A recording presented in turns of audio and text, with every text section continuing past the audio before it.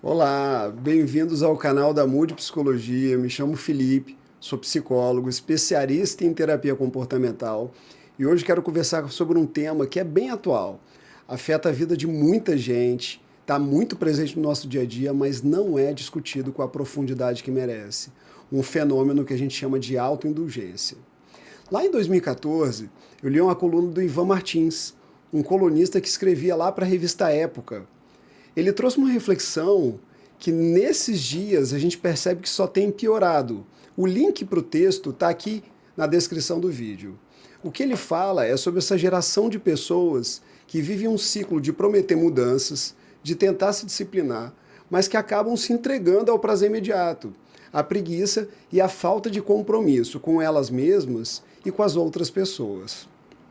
Sabe quando você jura para você mesmo que vai acordar cedo para caminhar, estudar ou começar um projeto, mas acaba que na última hora fica dormindo um pouco mais, bota o soneca no telefone, ou quando promete abrir mão de certos excessos e acaba cedendo mesmo às tentações?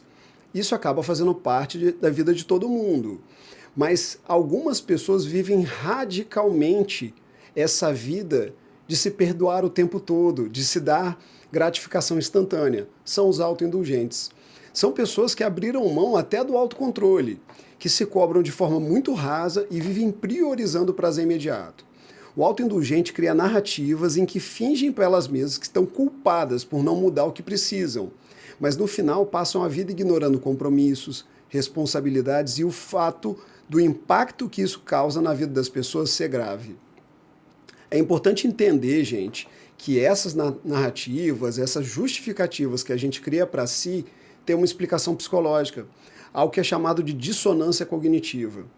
Isso quer dizer o seguinte: quando o nosso comportamento não está alinhado com o que acreditamos ser o certo, nós passamos a tentar aliviar esse desconforto inventando razões para se justificar, para não entrar em conflito com a culpa.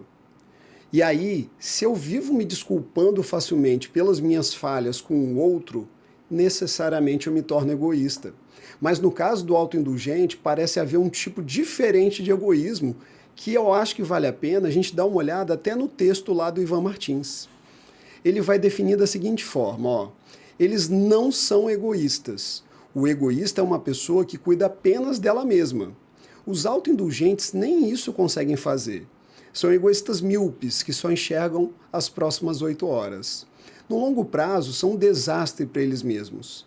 Preguiçosos e mimados parecem imbuídos da sensação de que suas vontades são urgentes e todos os deveres, inclusive os deveres morais, podem ser adiados ou esquecidos.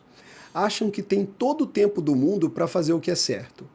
Hoje, porém, vão fazer apenas o que têm vontade. E aqui o que observamos é o hábito de priorizar desejos imediatos, mesmo sabendo que isso vai prejudicar no futuro. Além disso, prejudica os outros também. A autoindulgência é esse egoísmo de curto prazo, que não cuida nem de si, numa espécie de preguiça disfarçada e que nega a responsabilidade e o compromisso também com o outro. É fato que a autoindulgência está muito aliada com um tema clássico da psicologia, que é a nossa dificuldade natural em lidar com a demora para ter acesso a uma recompensa do que a gente fez. A gente naturalmente prefere o prazer rápido e fácil, mesmo sabendo às vezes que isso pode trazer consequências ruins. Isso fica claro em várias áreas, seja na forma da gente gastar dinheiro, na escolha da comida ou na maneira como tratamos nossos relacionamentos. Só que exatamente por isso vivemos em uma vida mais complexa e social. E isso não é sustentável nesse contexto. Um padrão muito impulsivo ou egoísta vai trazer consequências danosas para a comunidade como um todo. É fácil imaginar o efeito disso na vida dessas pessoas. Acabam adultos que colecionam problemas emocionais e relacionais. Quando estão interessados por alguém, apresentam toda a energia do mundo para ter o que desejam. Mas encerrado aquele processo que é muito estimulante de conquista, essas pessoas não sustentam qualquer responsabilidade afetiva com o outro, que acaba sendo tratado como objeto. Infelizmente, nesse perfil, a pessoa coleciona falhas e vacilos com as pessoas, com quem ela diz se importar, mas que ela não consegue se controlar. Como o Ivan coloca, pessoas que não sabem dizer não para elas mesmas acabam sozinhas, vivendo quase que num universo próprio, onde os outros são apenas plateia ou uma rede de apoio, socorristas emocionais para o fracasso dessas relações. Pior ainda, às vezes essas pessoas permanecem nessa posição até uma idade avançada. Podem acabar dependentes dos pais com pouca autonomia e incapazes de assumir a própria vida de fato. A tal adolescência prolongada vira uma prisão que faz mal para elas e para todo mundo que convive com elas. É curioso como muitas vezes o autoindulgente acredita que um dia será capaz de viver todo o potencial dele, mas esse dia é engraçado, nunca é hoje. Um dia ele passará no concurso, um dia ele vai cuidar da saúde, ou vai parar de tratar as outras pessoas como objeto, mas hoje ele vai fazer, como o Ivan colocou, apenas o que eles estão com vontade.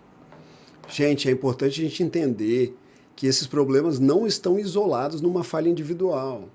Se a autoindulgente parece estar virando um padrão constante em nossa cultura, que tem difundido a ideia de que você tem que ser feliz o tempo todo, dentro de uma definição muito rasa do que seria felicidade, essa cultura do aperta o botão do foda-se, deixa pra lá, onde se ignora princípios, valores, ética, porque quando você abraça qualquer um desses conceitos, você vai ter uma importante tarefa a realizar, a renúncia a tudo aquilo que se opõe. Além disso, as mídias e as redes sociais propagam essa cultura do imediatismo e da busca por uma felicidade muito superficial. O consumo acelerado de conteúdo e de curtidas e comentários acabam reforçando esse comportamento e dificultam que a gente desenvolva paciência e habilidade de postergar recompensas. E isso tudo é essencial para uma vida bem equilibrada e saudável a longo prazo. E é exatamente esse conflito que precisamos aprender a lidar. O prazer imediato é muito atrativo e natural buscar, mas ele não pode ser tudo na vida da pessoa.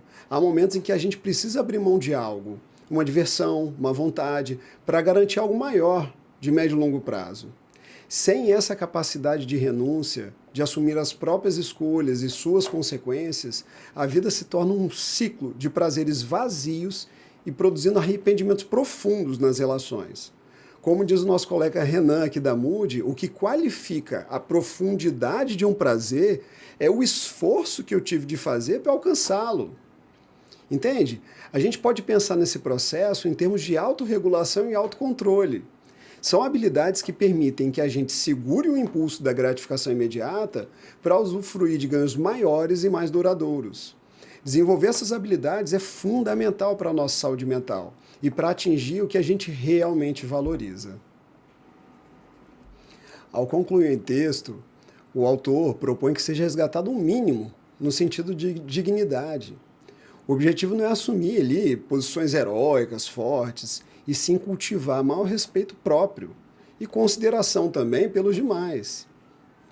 É esse respeito, né, que se manifesta em pequenas coisas, que parecem ter perdido valor em tempos de tanta individualidade, em cumprir o que a gente promete, em cuidar do outro com dignidade, em ter alguns princípios que nos guiem e praticar a generosidade na sua vida diária.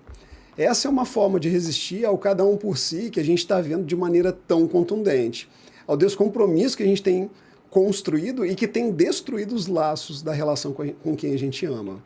A verdade é que precisamos refletir com alguma honestidade qual é o limite do prazer que a gente aceita. Até onde a gente vai permitir que a busca pelo imediato destrua a possibilidade de uma vida mais rica, com vínculos verdadeiros, mas sem sentido.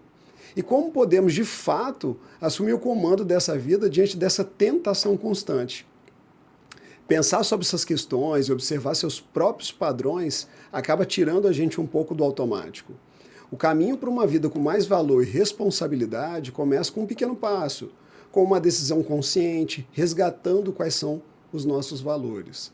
Se cada um de nós conseguir cultivar esse mínimo de disciplina, de ética, alguma generosidade, como coloca o Ivan Martins, a gente já vai estar criando um ambiente mais saudável, começando pelas relações que mais importam.